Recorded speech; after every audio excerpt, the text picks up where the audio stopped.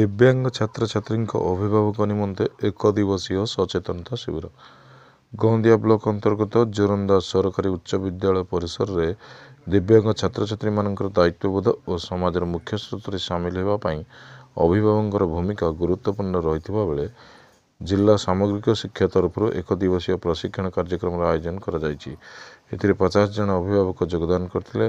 गोंदिया शिक्षा अधिकारी प्रभात कुमार नायक, अतिरिक्त शिक्षा अधिकारी सुभाष चंद्र स्वाई, गोंदिया ब्लॉक प्रशिक्षक पृथ्वीराज नायक, गोष्ठी संबल शिक्षक विजय स्वाई और प्रकाश राउत, प्रधान शिक्षयित्री तनुश्री मिश्र, डाक्टर राजेश्वरी नायक